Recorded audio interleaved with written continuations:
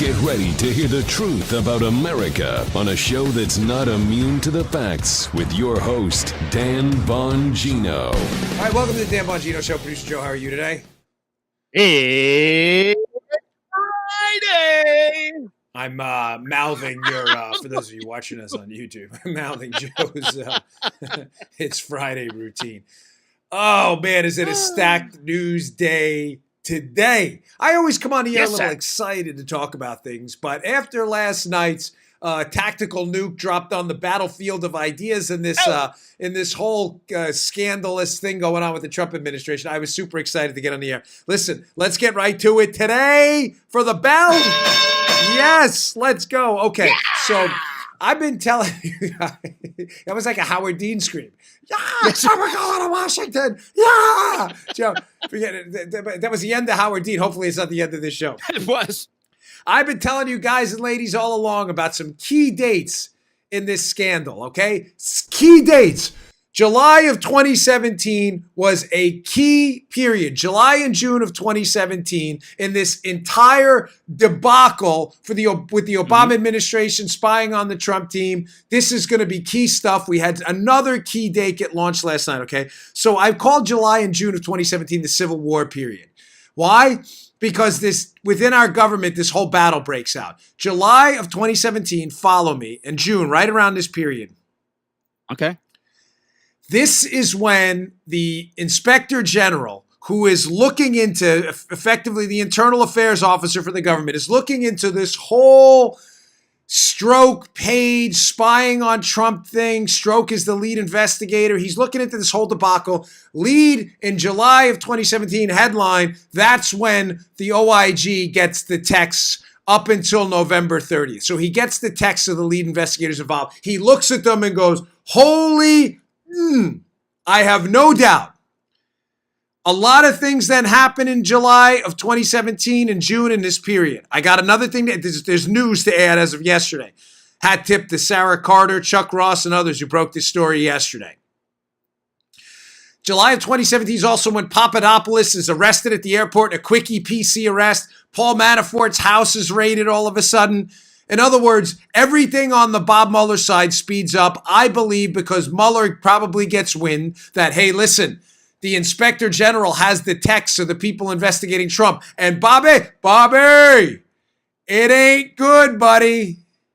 Oh. It is not good. We're reading these texts about all this stuff going on behind the scenes to target the Trump team, and it ain't pretty.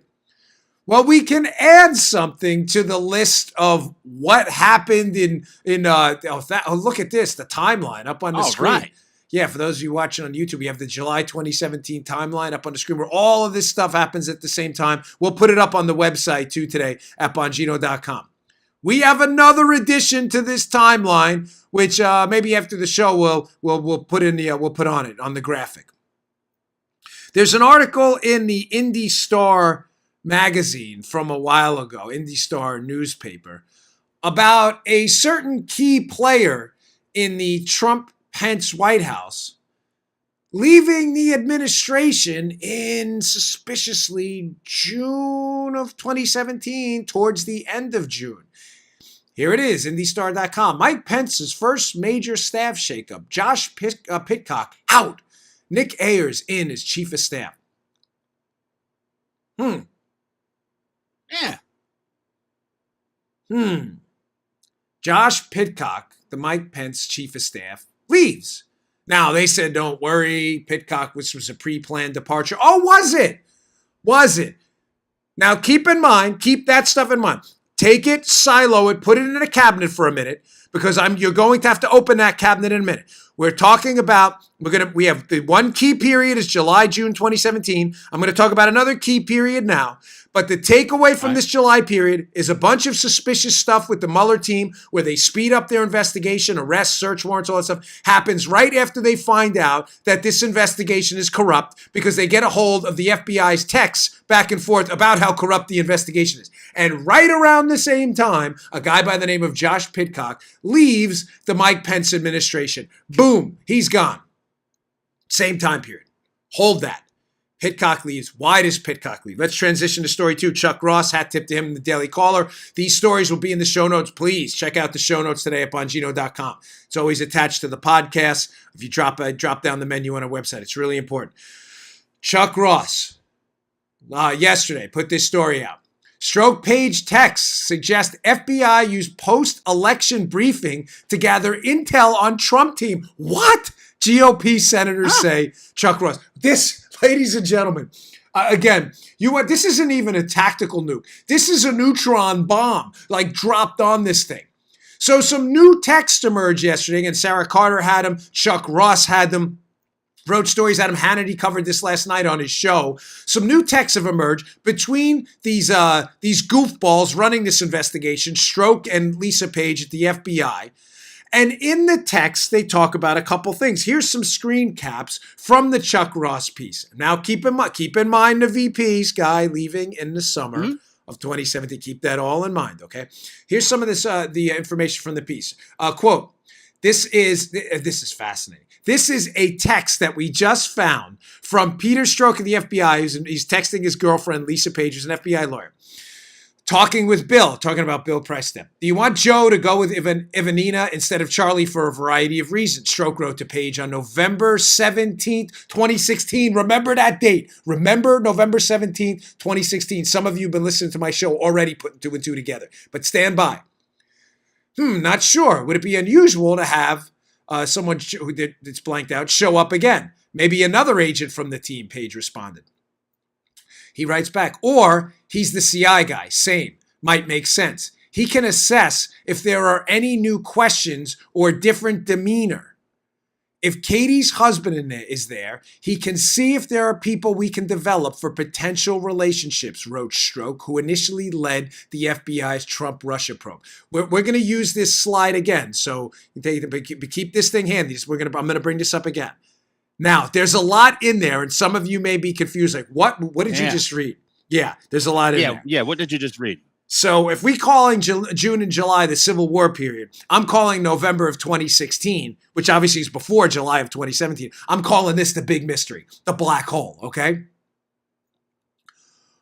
Ladies and gentlemen, on November 17th, Peter Stroke is texting his girlfriend in that text, Lisa Page, about sending a counterintelligence FBI guy there. I'm assuming to the White House or some White House briefing. That's what they mean. The FBI guy he's sending over there, they're asking if they can use him to, quote, develop relationships. What do you think he's talking about? You think he's talking about going to a party at Chuck E. Cheese's with his boy? He's talking about going to the White House to develop relationships. They're not talking about having burgers and Smash Burger. They're talking about developing assets, information channels into the White House. In other words, spying. A mole. Thank you. Yeah. Now, they mentioned specifically someone called Katie's husband. Katie's husband? Would that be Catherine Seaman's husband who used to work for Peter Stroke? Who's Catherine Seaman's husband? Oh, Josh Pitcock, the vice president's chief of staff, who conveniently leaves in June of 2017 when all of these texts come out. Gee, isn't that a major coincidence? Gosh, how did that happen? So Peter Stroke has someone working with him by the name of Catherine, a.k.a. maybe Katie Seaman. They're wondering about Katie's husband, who happens to be a guy by the name of Josh Pitcock, who's the vice president's chief of staff, if he'll be there so they can develop potential relationships, or as Joe said, a mole. They're trying to, ladies and gentlemen, I can't tell you this enough. This is the greatest spy story of all time, except it's full of idiots. This isn't the James Bond saga. It's the Bond-James saga. This isn't the Jack Ryan saga. It's the Ryan-Jack saga. God, they weren't even smart enough to cover their tracks. Now, keep in mind, let's walk through this. Now, we're not, just to be clear here, we're not positive, and because I don't want to do what liberals do, that Katie is in fact Catherine Seaman. The information there seems pretty strong that that's the case. It may be. Katie works for Stroke. Katie's husband is the vice president's chief of staff. These texts are unearthed months later in June and July of 2017. And all of a sudden, Pitcock, Katie's husband, winds up leaving? Were they trying to develop this guy as some kind of information channel into the White House? What else could that text possibly mean? Now, I sent to you in the text, there was a date. That when did this specific text about Katie's husband and developing basically moles inside the White House, when did this text come out? November 17th. Put that up again if you don't mind. They ask something very specific on this November 17th. I can't emphasize this date enough, 2016 text. They're looking to see through their sources that are at this White House meeting, or this meeting with White House staff to be precise, that if there's any change in demeanor or any new news.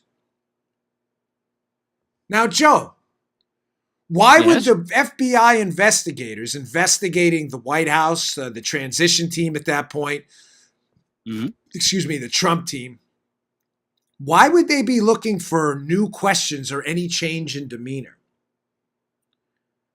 Well, what else happened, ladies and gentlemen, on November 17th, 2016?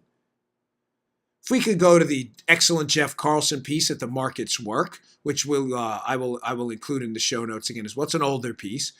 But there's a piece by Jeff Carlson, January 10, 2018, An American Hero, they're referring to Mike Rogers of the NSA, and the Death of a FISA Narrative. This is an older story, but here is a screen cap from the piece, which is just peachy.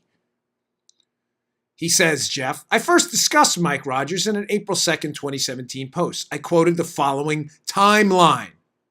On November 17th, 2016. The same day Peter Strzok is worried about a change in demeanor with the transition team or the White House or anything? Mm-hmm. They're looking for transition team changes in demeanor. It's November 7, 2016, so this is the transition, just to be clear. I don't want to confuse anybody. So on November 17, 2016, what happens? NSA Director Admiral Mike Rogers travels to see President-elect Donald Trump in Trump Tower up in New York. Director Rogers does not inform his boss, DNI, Director of National Intelligence, James Clapper. Isn't that fascinating? Yeah, it's intriguing. It goes on. On November 17, 2016, the Trump transition team announces they are moving all transition activity to Trump National Golf Course in Bedminster, New Jersey. Wow. Isn't that fast? All of a sudden, they decamp from Trump Tower and the Trump team heads all the way to Bedminster, New Jersey. On November 17, 2016, the same day, Strzok and Page are texting each other back and forth about getting information from the transition team, and they're worried about a change in demeanor. What happens immediately after that? On November 19th, just 2 days later, the Washington Post reported on a recommendation by Defense Secretary Ash Carter and Jim Clapper in October that Mike Rogers be removed from his NSA position.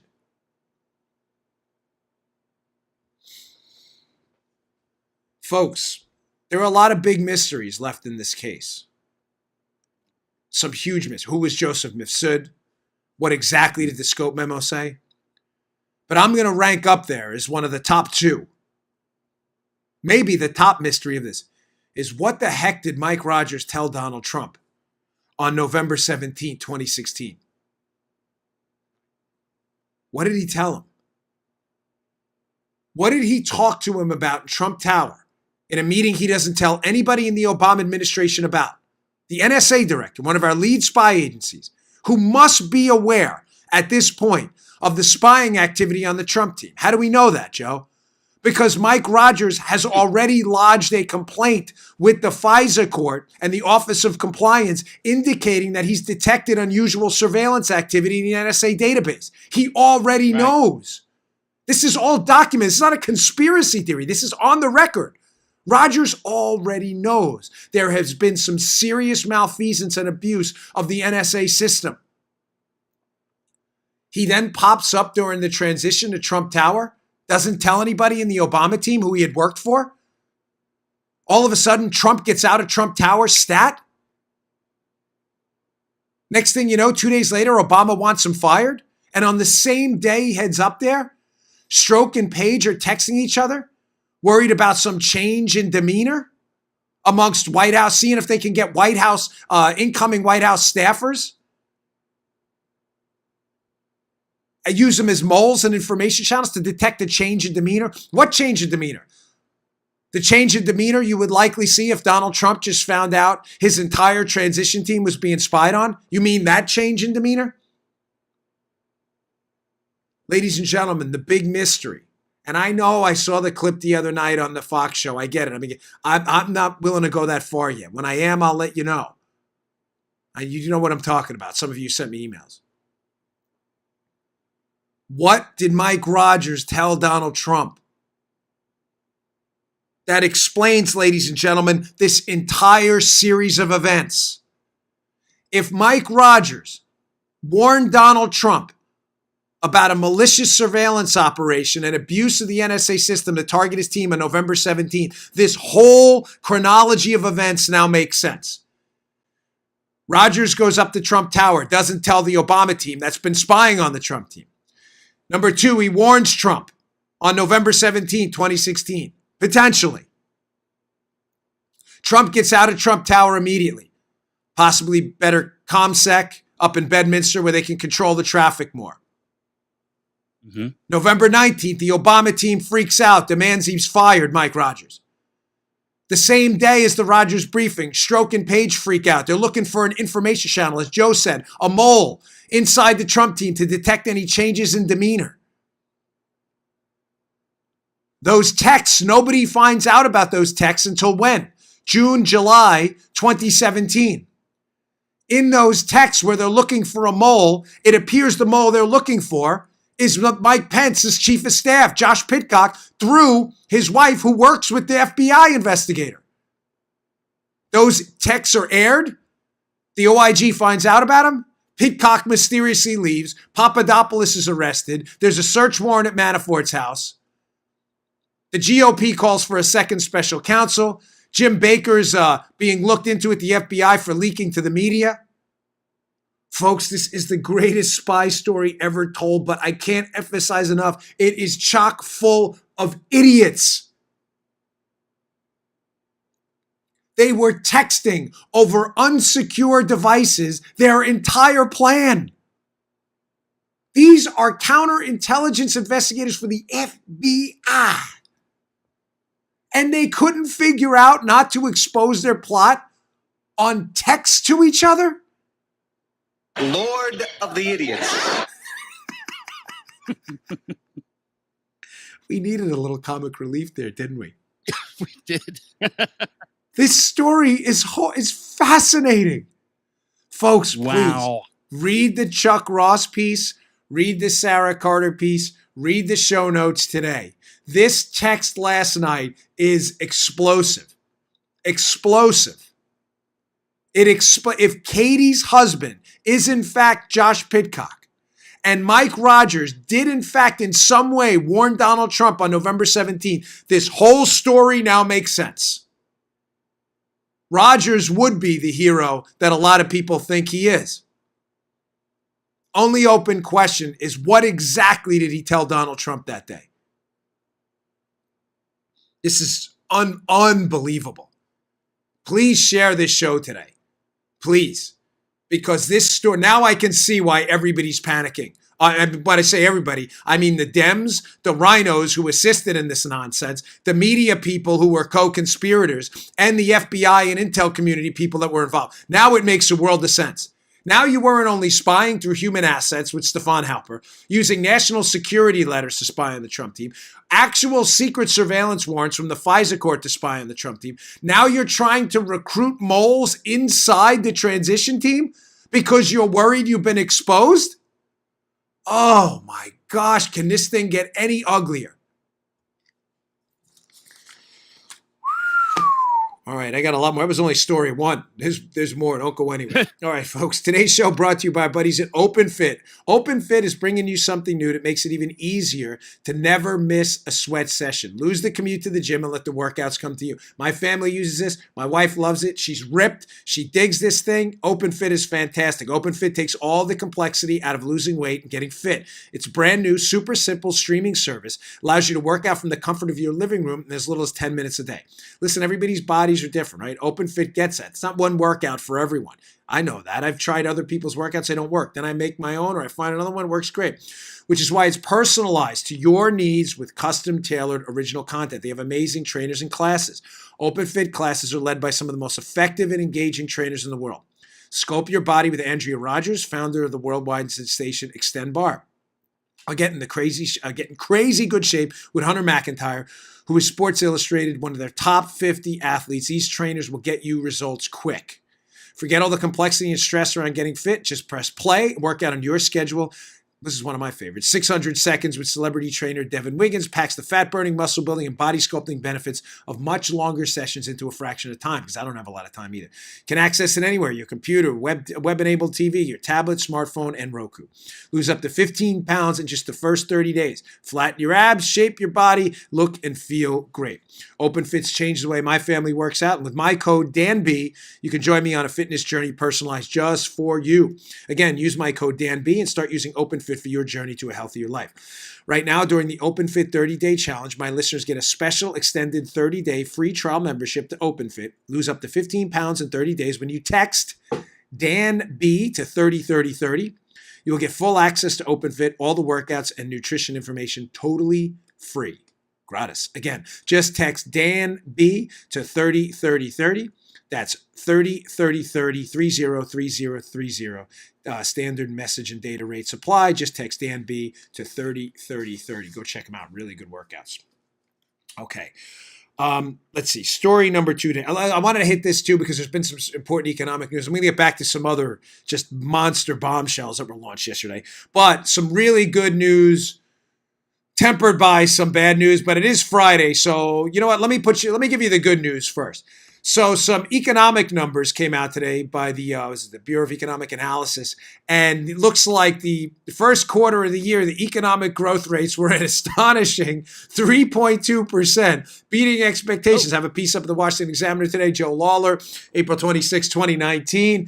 3.2% beating expectations. Ladies and gentlemen, that's an incredible number. 3.2%. Listen, it's our historical average of growth, but given how long this prolonged recovery from a recession has been, thanks to the Obama administration's awful economic policies, in other words, this thing is long in the tooth because we could have had 3.2% rates earlier. Instead, he dragged it on with his heavy regulatory policies, taxes, and Obamacare. And now, finally, that Trump is curbing some of that stuff. We're starting to see some of this robust growth. Now, keep in mind some perspective for this number. First quarter 3.2% number is critical. It's critical because it's a big number, and it's critical because Obama never averaged annually 3% growth in any year of his 8-year presidency. I've said this before, but it's critical you remember this. He is the only president in modern American history, despite the fact that he served 2 terms, I even said this yesterday, to never, ever reach an annual growth rate of 3.2%. Depending on how you calculate it, Trump hit that number last year, but it looks like in the first quarter, we may be on track for that again. 3.2% is a solid number right now. Put it in perspective. At 7% growth, which granted is probably out of the realm of possibility, barring a major breakthrough. 7% growth, the economy doubles in real terms in 10 years. Real terms, not inflation, not nominal. In real terms, meaning if the average income in America today was $50,000 and the economy were to grow for 7%, in 10 years the economy would be worth the average income would be $100,000. That's average. That's pretty phenomenal. 3% means it doubles, obviously, by simple, arithmetic calculation, 20 years. If we could hit 3% for 20 years, in many of our lifetimes, Joe and mine included, definitely my kids' lifetime, their incomes and the GDP of our country and our wealth and productivity would double. That's a huge number, double. That's big. We need to hit that 3% number. That's been our historical growth rate that's led to our prosperity we have today. This is a great number. Also in that number, real disposable income up by 2.4%. Solid. That means there is more money in your wallets. It's as simple as that. This was a solid, solid report. Smile a little bit on Friday. The Donald Trump economy is motoring along. Now, I don't mean to be Debbie Downer or Danny Downer in this case, but I don't want to give you an overly rosy picture. I think Trump is doing the best he can right now, but if we don't get a hold of our out of control spending, ladies and gentlemen, we are looking at potentially a debt apocalypse coming up. There's a debt apocalypse, excuse me. There's an interesting report up at Zero Hedge today. I'll have up in the show notes.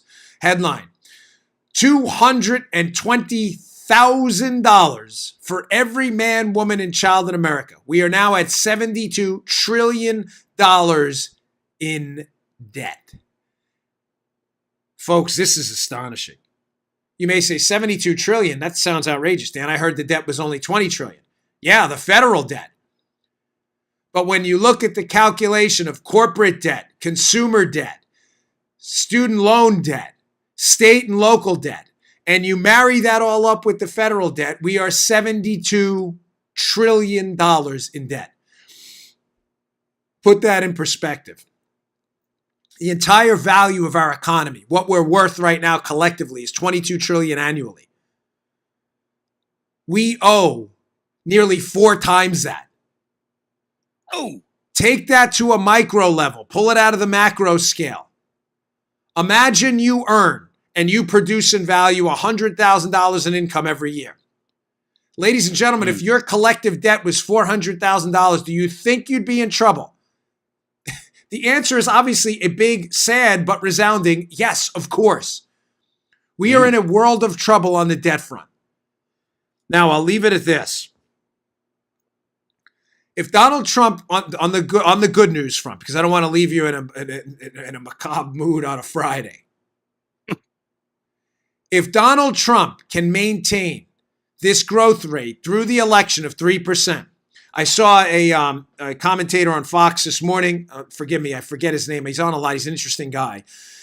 He said the odds of Donald Trump winning re-election are overwhelming if in the 3 quarters prior to Election Day, the 9 months prior to Election Day, if he can maintain that 3% growth rate we've seen now, Election Day is obviously next year, he is almost guaranteed re-election. That's the good news. If he can maintain it. Obviously, the downside is this debt overhang, which we're working on a big Ponzi scheme right now. Ladies and gentlemen, we are borrowing money in an endless spigot of debt. We are borrowing money in the hopes that this borrowed money is eventually going to collectively pay off in major growth rates.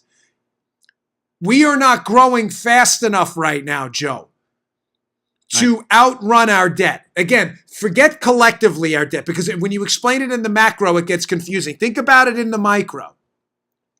If you're $400,000 in debt and you're making $100,000 a year, and you're borrowing essentially $50,000 to $100,000 more dollars a year piled on the $400,000 you already owe, you may say to yourself, well, gosh, how would you ever recover from that debt? You won't.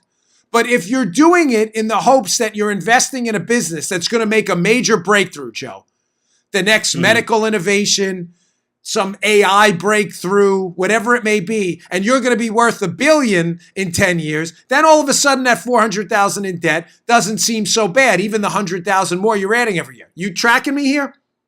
Yeah, work that sucker to debt. The problem is we are borrowing money so fast that even at 3% growth, we're not growing fast enough to ever be able to catch up to the interest on that debt. We are walking off a debt cliff. The only bright side to this debt apocalypse we're looking at straight ahead of us. I mean, this is the most predictable financial crisis in human history.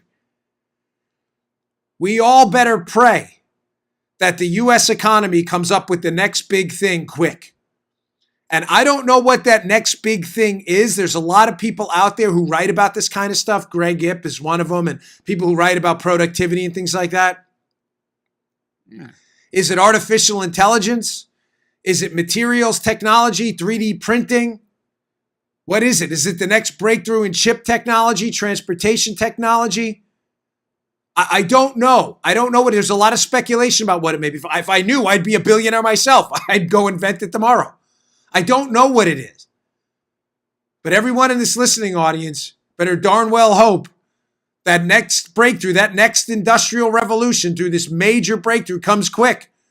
Because I don't see how we make it the next 10 years as a constitutional republic functioning with this kind of a debt staring us in the face. I don't see it. I don't see it. Read the article in Zero Hedge where it explains to you. Joe, every American owes every American, not every working American, every man, woman, and child in the country at this level of debt owes $220,000. That is kind of staggering. No, I don't either laying around. Not now. We just bought a house. I don't have it now. Gosh, I talk too much on the show. Paul is probably like, what the? Right? What did you say? She goes, be quiet. We do things differently here. I'm sorry. This is a constant back and forth. You know, if I can issue an aside for a second. So, all right, let's just wrap that up and say if we can hit that, if we can get that major breakthrough, that's the only way out of this. Okay, folks, the only way. Let's all pray it happens. But I remember watching, you ever see Private Parts with Howard Stern? That's a movie. I'm not asking if you saw it, but the movie's called Private Parts. But, you know, I didn't see it, no. Growing up in New York, he was always on the radio, and I saw the movie on HBO not that long ago, actually. And there's an interesting part in the movie where he says, he's talking to his wife about his radio career and how he's holding back. And he says, you know, I think we should just go for it. He becomes like the Howard Stern you're probably all familiar with and, you know, just does whatever on the radio. And my wife and I talk about that clip a lot because a while ago, when I made the decision to do this show and do it the right way, and it reminds me of something that happened to me recently, which I'll have to remain quiet about for one not because I don't want, but, you know, I just don't want to hurt anybody's feelings. That's the only reason. But I decided a long time ago on this show to just kind of go for it. And that I would never allow myself to be leashed. And, you know, it leads to some uncomfortable moments for me and Joe and everyone else involved. But I can assure you one thing. And Joe, you know better than this show is real. There ain't no messing around here. Okay? You know, I'm not going to sit and remember Dirty Dan. You're not going to put baby in the corner. Ain't going to happen. Sorry. Wrong guy. Okay. Moving on. Now my wife's really Here we go. Dude. She's doing the Rob Schneider dude. Remember the 200 ways to say dude? This is one of those. Dude. All right, what did I do? Oh, okay. Story number 3. This is a good one. This is a short one, but Kim Strassel, who just, I can't say enough about her work, is just so terrific at the Wall Street Journal. Yeah. She has a piece up today, and I have a big, big chapter in book 2. Book 2, Exonerated, available on Amazon and BarnesandNoble.com. It's the title of it by me. I'm almost done with it, but I have a big chapter. I don't know if this is going to be the title yet, but the title of the chapter we're working with, the working title is What Mueller Missed. Basically, Mueller did this whole thing and missed, magically, Joe, Bob Mueller, special counsel assigned to investigate Russian collusion, managed to miss all the big Russian collusion questions. So Kim Strassel sums this up in a beautiful piece, very well done, in the Wall Street Journal today. Title, her column is called Potomac Watch, The Russians and the Dossier. Mueller should have investigated whether Moscow used steel in its interference. So just to be clear on this, Mueller's initial charter was to investigate how Russians tried to interfere in our election. Yet he missed. I have a whole chapter on the big questions he missed. It's going to blow your mind. You're going to be like, how could he possibly have missed all the big questions and hit on all the nonsensical stuff? So she writes in the piece, the first big takeaway what Mueller missed, that the former spy known to the public in Russia she's talking about Steele, became known for sending reports to the U.S. government. Last year, former Obama State Department official Jonathan Weiner explained that in 2009, he became friendly with Steele, and this relationship, starting as early as 2013, ensured that more than 100 of Steele's reports on Russian topics were shared with the State Department. Hold that for a second. Keep in mind what she's saying here. Bob Mueller's supposed to investigate Russian collusion in the election. Christopher Steele, we now know, according to Steele, had a working relationship with the State Department going back to 2009, providing reports on Russia. She goes on. Given that the dossier is largely based on Russian sources, if you watched yesterday's show or listened to it, you know that, some supposedly connected to the Kremlin, did the Kremlin know about this arrangement and see an opportunity to spoon feed the U.S. government this information? Ding, ding, ding, ding, ding, ding. Thank you, Kim Strassel, for so eloquently putting into words what you, Chuck Ross, Jeff Carlson, and others have been asking forever. You watch yesterday's show again where I show you the FISA and the footnotes. The FBI has already acknowledged that Steele's subsources were Russian. Did the Russians know this, that Steele was feeding information to the State Department as early as 2009 in the FBI and feed him bogus information? This is the pen head scratch moment. You're the FBI. Bob Mueller, you didn't think to ask that question? I thought we were investigating Russian collusion. The Russians know Steele is a back channel to the State Department and the FBI. Do you think it's just possible that if the Russians knew that, they'd say, hey, man, this is a golden opportunity to feed this guy some BS information that makes its way into the U.S. government? You think that's possible? You bet, man. You're darn right. I spent a lot of time in Russia when I was a Secret Service guy. They're not stupid. They may not be the wealthiest country on earth, but they're not idiots. Joe, just full disclosure, Joe, because we'll be investigated by Bob Mueller next. Were you in Russia too? At one point. Yeah, okay. I just want that out there, folks, because Bob Mueller, I know why it was a personal thing, and I'm not going to, but I was in Russia for work. Bob Mueller, I did not collude with the Russians. I'm just putting that out there, folks, okay? Bob Mueller be knocking on my door next. Joe, too. He was in Russia, too. Leave Joe alone. Yeah. Free Joe Armagolis. Someone wanted me to put that on a T-shirt up at our store. Oh. What is it? Save Joe or Free Joe? It's pretty funny. Like Free Willy from the movie. Free Armagolis. Poor guy robs banks, Russian colluder, everything. It's unbelievable. Takeaway number 2 from the Strassel piece. So takeaway number 1, were the Russians aware of the Steele back channel into the government? Takeaway number 2, quote, we've also learned more about Steele and Fusion's connections to Russians. Gee, I thought Mueller was investigating this. Steele sent a series of emails to the Justice Department employee Bruce Orr in 2016, inquiring about the status of a visa for Oleg Deripaska, an oligarch with Kremlin ties. Wait, okay, hold on. So Steele, working with the State Department, and the FBI, the Russians are clearly aware of this because Steele has Russian sources, documented, okay? Yeah. Steele is also emailing, texting Bruce Orr from the Department of Justice, a lead Department of Justice official whose wife works for Fusion GPS, the company Steele's working for, is emailing about a Russian oligarch named Oleg Deripaska and his visa status, curious, trying to help him out. Deripaska is connected to Putin. Where is that in the Mueller report? Was he even remotely interested? How did he miss this? Mueller must be, and Weissman, his chief lunatic on this thing. They must be the dumbest investigators in human history to have missed this. So you don't investigate the back channel Steele has with the State Department. You don't investigate his Russian sources. You don't investigate his ties to a noted Russian oligarch in Deripaska. Also, did you bother investigating what we've been talking about on this show forever? That Fusion GPS was working alongside Natalia Veselnitskaya, the Russian lawyer who arranged the Trump Tower meeting in June of 2016? Fusion was hired as part of a team to help Veselnitskaya undermine Bill Browder, the man behind the Magnitsky Act, a law that imposes sanctions on Russians for corruption and human rights activities. Did you bother at all to look into the Russian lawyer who meets with Trump Jr. and her connections to Fusion, the same company hired by Hillary? Are you even remotely interested? We don't need to beat that one to death. You've heard it on the show 1,000 times. Yeah. Now, none of this was investigated by Mueller, but expect no questions from the left or the media that are unbelievably incurious about the biggest scandal of our time. They don't care about Russian collusion at all. They care about lying about Russian collusion. Now, I'm going to play this video of Buck Sexton on Hill TV. Buck Sexton's one of my friends. He's a great guy. We've known each other for a long time. Former CIA employee, worked with the NYPD in the intel section. Very bright guy. Buck Sexton has clearly had enough. He has a show on Hill TV. He has clearly had enough of this far left stupidity regarding the dossier and this whole case and Russian interference and Mueller not doing anything.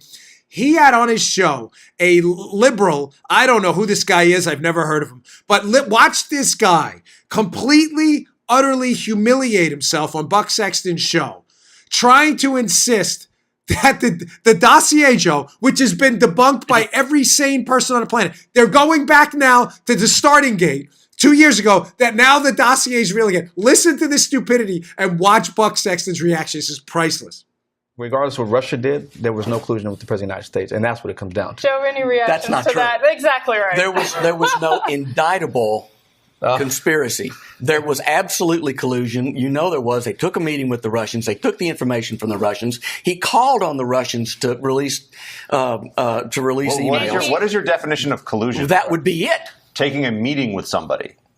Knowing Knowing what they're going to tell you or what you're Oh, yes, they did know what they were going to tell them. They knew exactly. Well, they were that's taking weird the meeting because they didn't give them any information in the meeting. They were taking the meeting because they were proffered negative information on Hillary Clinton from the Russian government. That's just a It was not from the Russian government. It was from a Russian lawyer. It was absolutely not from the Russian government. And I need to know something. If that's a really bad idea, if that's wrong and terrible and nasty, what is it when the DNC pays a law firm to hire a foreigner, Christopher Steele, who is not a U.S. citizen, has no role in U.S. elections whatsoever, to use Russian subsources in a smear campaign that now the New York Times itself says may have been a Russian disinformation campaign, and run that through the FBI and the press in this country, who bought the whole thing hook, line, and sinker? Listen, this is, Buck, you are the man, brother. Thank you. That clip goes on for a few more minutes, but in the interest of time, I had to cut up. He then goes on, I just don't want to bore you to say how, none of that, the dossier was real the whole time. It's fake. It's a discredited hoax. Thank you, Buck Sexton, for finally nailing this guy to the wall. The guy tries to argue this premise that a meeting with a Russian lawyer, Veselnitskaya, is evidence of collusion. And then when Buck hits him on the fact that, really? How do you answer the fact that Russian subsources were used by the guy paying for Hillary? In other words, they paid for actual information. He goes, the dossier is real. This is embarrassing. Embarrassing. Nice job, Buck Sexton. I had to play that. He hits every one of our points in that. And it's never addressed in the report at all. While in the FBI's own FISA, if you watch yesterday's show, they clearly write about the Steele's information coming from Russians. And yet the Democrats are still clinging to this talking point that information that was never exchanged from Russians at the Trump Tower meeting, they wanted to talk about Magnitsky, that was in turn evidence of collusion. It's so ridiculous, but nice job by Buck Sexton. Excuse me. All right, I got a couple more things to get through. So, a lot of stuff here. So it's a very busy news day. All right, today's show also brought to you by our buddies at Hair Club. Hey, listen, confidence is important, and sometimes one little change can make all the difference. Hair Club knows this, and they're inviting you to become part of the Hair Club family to see how getting the most out of your hair can change your life. They understand the emotions you're feeling and the questions you may have about your hair. Hair Club is the leader in total hair solutions with a legacy of success for over 40 years. This is not some newcomer to the industry here. They've been around for a long time. Whether you're looking to revitalize the growth of your own hair or learn more about the latest proven methods for hair replacement or restoration, Hair Club's professionally trained stylists, hair health experts, and consultants will craft a personalized solution to ensure you feel your best and get the most out of your hair. See for yourself just how powerful great hair can be. Get ready to love your hair. If you're a new client, just dial *005 from your mobile phone, and they'll shoot you a text to schedule your free hair health and scalp analysis right now from your phone. That's *005 to set your appointment and get your free hair care kit and a $250 credit towards qualifying services. That's a total value of $300 for new clients. Dial *005 from your mobile phone. Set up that appointment today. Don't miss out. Experience your hair and your life at its best only with Hair Club. I'm certain you'll love the club. Go check them out. Okay. All right, moving on. John Solomon, who I really have come to admire a lot, who's been doing just incredible work on this case, drops another one yesterday at the Hill. Story will be in the show notes. This story just gets juicier by the minute. Headline, John Solomon, how the Obama White House engaged Ukraine to give Russia collusion narrative an early boost. Engage Ukraine? Joe, I thought foreign collusion was a big deal. Apparently not with the Obama administration. How about that? No. So in the piece, John Solomon launches this just salvo here that's going to be tough for them to get away from, especially given Joe Biden's connections to Ukraine, which we covered extensively yesterday. Daddy. Yeah, they're bad. So let me lay this out for you. Solomon's piece says that there's this meeting in the White House complex, the 18-acre complex, with Ukrainian officials and the Obama White House, Obama officials inside their White House there. In that meeting, again, I thought collusion with foreigners during the election was a big deal, right? Two specific things are addressed. The Ukrainians, according to their account, they think they're there to talk about corruption. Oh, they're there to talk about corruption, all right. Just not the kind of corruption you think. From the John Solomon piece. The agenda suggested the purpose was training and coordination, again, on the corruption front. But Ukrainian participants said it didn't take long during the meeting and afterwards to realize the Americans' objectives included two politically hot investigations. One that touched Vice President Joe Biden's family. Oh, isn't that special if you listen to yesterday's show? And one that involved a lobbying firm linked closely to then candidate Trump. Folks, wait. I thought colluding with foreign officials during an election to get your vice president's investigation into his kid, to get that investigation suppressed, and to then get information about a guy working for Donald Trump. I thought foreign collusion was a bad thing. Apparently not. The piece goes on. U.S. officials, quote, this is from the Ukrainians, kept talking about how important it was that all of our anti-corruption efforts be united, said Andriy Telizhenko, then a political officer in the Ukraine embassy in Washington, tasked with organizing the meeting. Telizhenko no longer works there, said U.S. officials volunteered during the meetings, one held in the OEOB in the White House complex, that they had an interest in reviving a closed investigation into payments to U.S. figures from Ukraine's backed Party of Regions. That 2014 investigation was led by the FBI and focused heavily on GOP lobbyist Paul Manafort, whose firm long had been tied to Trump through his partner and Trump pal, Roger Stone. Now, before we dig into the unsavory details of this continued debacle of foreign collusion with Ukraine, I'd like to play you a little video of Vice President Joe Biden, former vice president, talking about how he visited Ukraine. Again, listen to yesterday's show for the details. He visits Ukraine in April of 2014. Mysteriously, that same week, his son Hunter gets a lucrative position on a Ukrainian natural gas company. Wow, how about that one? How'd that happen? A lot of major coincidences, Joe, huh? Now, here's another coincidence for you. Biden's given a speech. This is a spy story full of idiots. Idiots. Biden's giving a speech that people are recording at a foreign policy seminar, and he goes into talking about how he had a Ukrainian prosecutor, coincidence totally, Joe, I'm sure, winking and nod, the same prosecutor looking into his kid and these payments to his kid through this natural gas company. Biden goes on to brag about how he gets the guy fired. Here's your Bondo James moment. And so I got Ukraine. And I remember going over convincing our team, or others, to convincing us that we should be providing for loan guarantees. And I went over, I guess, the 12th, 13th time to Kyiv, and I was supposed to announce that there was another $1 billion loan guarantee. And I had gotten a commitment from Poroshenko and from Yatsenyuk that they would take action against the state prosecutor, and they didn't. So they said they were walking out to press conference. I said, no, I said, we're not going to give you the $1 billion. They said, you have no authority. You're not the president. The president said. I said, call him. I said, I'm telling you, you're not getting the $1 billion. I said, you're not getting the $1 billion. I'm going to be leaving here. And I think it was, 6 hours? I looked, I said, I'm leaving in 6 hours. If the prosecutor's not fired, you're not getting the money. Oh, son of a bitch. Got fired. And they put in place someone who was solid at the time. Mm. Do you have that Pee Wee Herman drop? I mean, I don't even know what to say. I need a drop right now. Any creative drop you have, I would deeply appreciate right now. Chewbacca, Pee Wee. Seems weird a little bit. Play that again.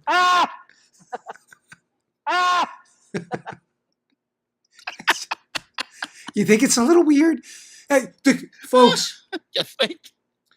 this guy, Joe Biden, this knucklehead, is at a foreign policy speech actually bragging about holding back U.S. funds to Ukraine, $1 billion, in conjunction with Obama. Call him. He brags. Call him. In conjunction with Obama, until they fire a prosecutor knee deep in an investigation into the appointment of his kid onto a natural gas company. He's bragging about it. Again, this is not, you're almost like, you know, sometimes when you're involved in a story as knee deep and neck deep as I am in this whole Spygate drama, you want to believe you're uncovering like really sinister, awful people. And they are awful. Don't get me wrong. I'm not trying to sugarcoat this. Right. But you know, Joe, just to feel like you're part of the larger good. You want to feel like, I remember when I was a cop, you know, when you got the guy who had whatever kidnapped someone or someone who had assaulted someone, or you felt really good.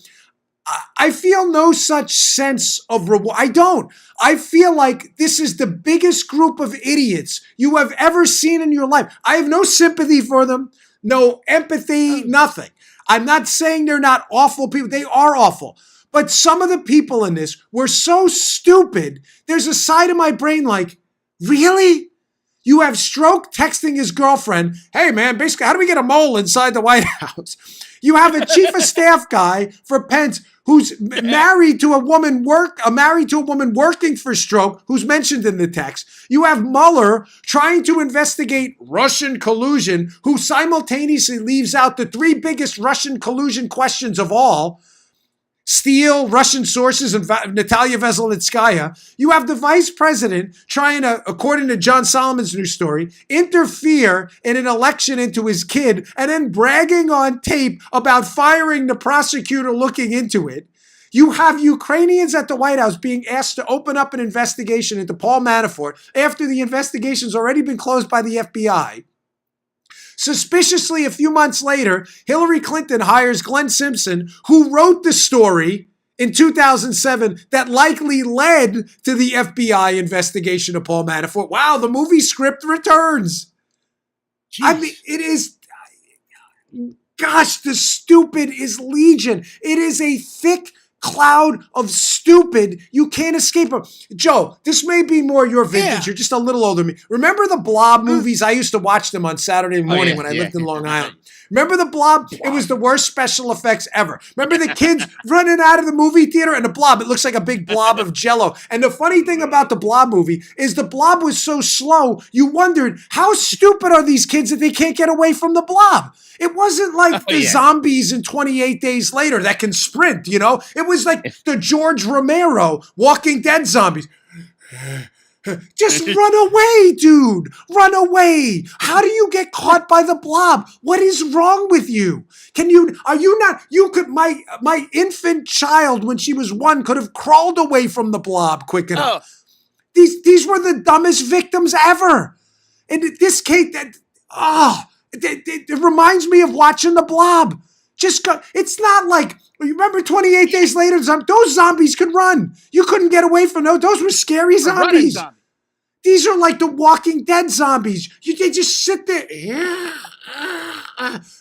Oh my gosh. This is really like watching one of those shows where you're like, dude, just run. How stupid are you people? This is the spy story for morons.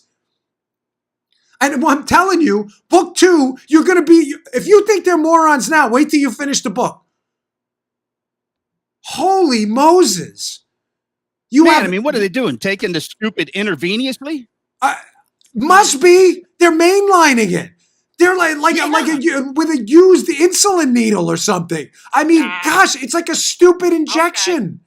You have the lead investigators for the FBI Counterintelligence Division. This guy Stroke is a supervisor, a management level guy, probably an SES level employee who's been doing this his whole life, who can't figure out that he's probably a tool in a Russian disinformation probe. And then he decides to text on a non-secure device a woman he's having an affair with, exposing the whole plot. Oh my gosh, dude, are you this stupid? You have Bob Mueller, a decorated FBI director, who, by the way, had his own share of issues too, but the left thinks he's the greatest thing ever. You have Bob Mueller, a career public servant who's supposed to be investigating Russian collusion, who misses every single component of the Russian collusion case. You have the Obama White House bringing in Ukrainians, bragging about firing Ukrainians, investigating people in the Obama White House. And then you have the same Obama White House bringing in Ukrainians, asking them to reopen a closed FBI case into Paul Manafort, who's already being investigated by a reporter, a former reporter, Simpson, who's been hired by Hillary to gin up a movie script about Donald Trump. Woo! Oh my gosh, are you people idiots? This is the dumbest spy story in American. You know what? In American history, I should retitle my second book, "Exonerated," a comedy. I should subtitle it. The way you jumped there, like a Seinfeld episode. I mean, we need like a laugh track to this show. Remember the laugh track? People would laugh. You ever see a sitcom? They used to have live audiences. How they have laugh tracks. Joe, for next week, can we get a laugh track for the show? Can just pull one off the internet that's not copyrighted. We need a laugh track because this show is becoming like a sick, tragic comedy. I mean that in a good way. These were the dumbest people I have ever seen. And then finally, and we'll let you roll for the weekend, Mueller figures it all out. He gets the text from the IG, stupid. And he doubles down on stupid. Instead of issuing an index card like thing. I'm sorry, America. This case is colossal BS. I have wasted your time. Look at these morons. What does he do? He goes and arrests Papadopoulos at the airport. It serves a search warrant on Paul Manafort. Arrests Trump's lawyer. Starts investigating Trump's lawyer, Michael Cohen, who gets arrested later. And we're all supposed to celebrate this guy? Was that movie Village of the Damned? This is the Village of the Stupid. Oh, man. I had so much fun on today's show. All right, folks, it's the weekend. So just know this. Justice, I believe, is coming. I'm serious. Sources are pretty decent on this. Justice is coming. Smile a little bit. Great growth numbers. It's going to be a good weekend. I have some date night with my wife I always look forward to. By the way, some guy emailed me, stop talking about my wife. I'm sorry. I dig my wife. It's part of the show. You don't. Listen, the show's free, folks. You don't have to listen. Our sponsors pay for it. But it's part of my life. It's part of my show, and I look forward to the weekends and stuff. So sorry, but that's not going to change. She's also an integral part of the show, just like Joe. She works here too. So, all right. Thank you so much. Please subscribe to the show, youtube.com/Bongino. Also check us out. Subscribe to the show on the podcast app on Apple, iHeartRadio, SoundCloud, and elsewhere. It's those subscriptions that drive us up the charts. And if you don't, please subscribe to the YouTube channel, folks, because YouTube's been really messing with us lately, demonetizing a lot of our videos and stuff. So it really helps if you subscribe. We'd appreciate you checking it out. We put a lot of work into it. So thanks a lot. I will see you all on Monday. Good day, sir. All right, today's show is brought to you by our buddies at Brickhouse Nutrition. They make one of the finest nutrition supplements out there.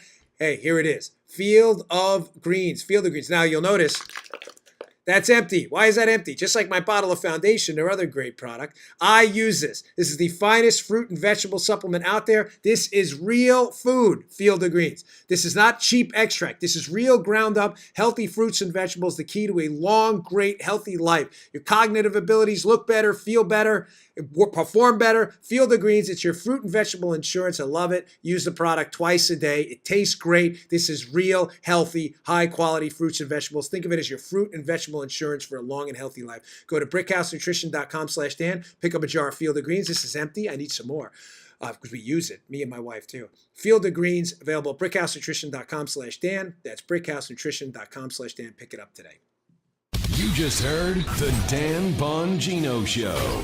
You can also get Dan's podcasts on iTunes or SoundCloud and follow Dan on Twitter 24/7 at DBongino.